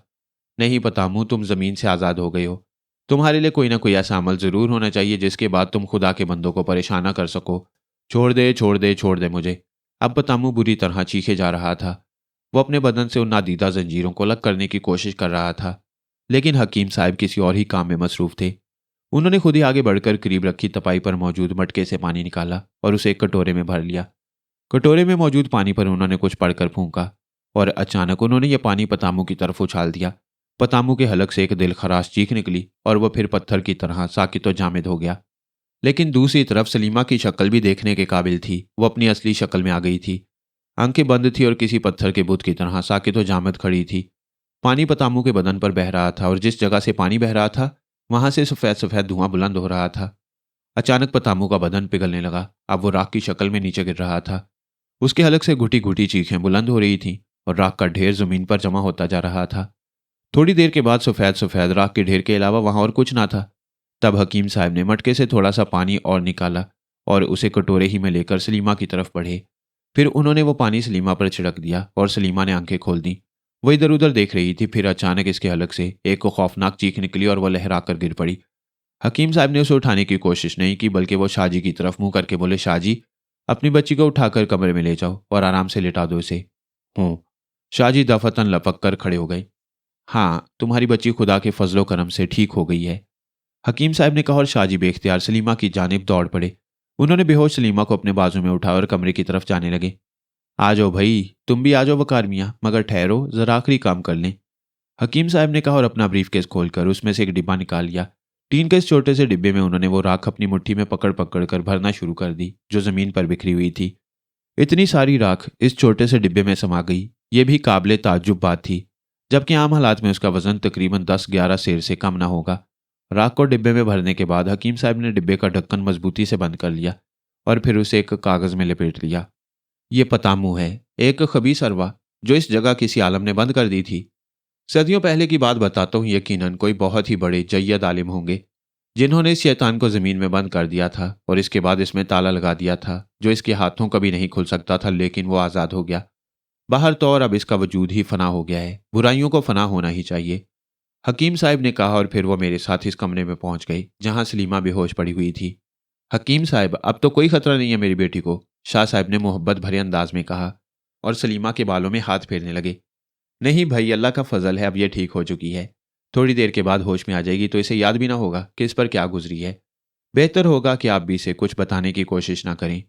हकीम साहब, हम इस मकान में रहें या यहाँ से चले जाएं? मियाँ, वो खतरा हमेशा के लिए ख़त्म हो गया, अल्लाह का फजल है, अब तुम्हें कोई परेशान नहीं करेगा। मैं इस राख को बहते हुए पानी में डाल दूंगा जो मैंने इस डिब्बे में बंद कर ली है, और इसके बाद पतामू दोबारा कभी जिंदा नहीं होगा। हकीम साहब, बाग में जो कंस्ट्रक्शन की जाने वाली है उसका आगाज कराया जाए या इस जगह को छोड़ दिया जाए? मियाँ, काम करो काम करो, अल्लाह तुम्हारे कारोबार में बरकत अता फरमाए, हकीम साहब ने कहा। वो बहुत मुतमईन और मसरूर नजर आ रहे थे। मेरे होंठों पर भी मुस्कुराहट थी। तब हकीम साहब ने मुझसे कहा, वो दोनों तावीज़ मेरे हवाले कर दो, किसी और खुदा के बंदे के काम आएंगे। हम दोनों ने तावीज़ निकाल कर हकीम साहब को दे दिए, जिन्हें उन्होंने एहतियात से अपनी जेब में रख लिया। इसके बाद उन्होंने शाहजी से कहा कि अपनी बेगम को बुला लाए, भूख लग रही है, हम खाना वगैरह खाएंगे। शाहजी तो दिलो जान से आमादा हो गए। हकीम साहब को पहली बार उन्होंने कोई फरमाइश करते देखा था। शाहजी अपनी बेगम को बुला लाए। वो बड़े मसरूर और मुतमईन नजर आ रहे थे। अंदर आकर उन्होंने कहा, ये यकीन ही नहीं करती कि इनकी बच्ची ठीक हो गई। बहन, अल्लाह के फजल से तुम्हारी बच्ची अब बिल्कुल ठीक हो गई है। अगर हो सके तो हमें माश की दाल खिलाओ, माश की दाल हमें बहुत पसंद है। हकीम साहब बहुत मसरूर नजर आ रहे थे। फौरन ही तैयारियां होने लगीं। दोपहर को हमने शाहजी के साथ खाना खाया। शाहजी ने बहुत से लवाजमात तैयार किए थे, लेकिन हकीम साहब ने मुस्कुराकर कहा, मियाँ, पैसा ज़ाया करना फजूल खर्ची है, हमें यह सब कुछ पसंद नहीं। हमने खुद ही तुमसे खाने की फरमाइश की थी, इसलिए कि हम तुम्हारे मेहमान हैं। हम सिर्फ ये माश की दाल खाएंगे, बाखुदा बहुत लजीज पकी है। शाहजी ने कोई एतराज़ नहीं किया। मैंने अलबत्ता खूब हाथ साफ किया। बड़ा मुतमईन और मसरूर था। शाहजी का काम हो गया था और मुझे मुसरत थी कि उनकी बच्ची की ज़िंदगी इस अजाब से निकल चुकी थी। हकीम असगर अली से मुझे बेपनाह अकीदत हो गई थी। यूसुफ वाले मामले में मैंने उन्हें देख लिया था, लेकिन अब तो सूरत हाल ही दूसरी थी।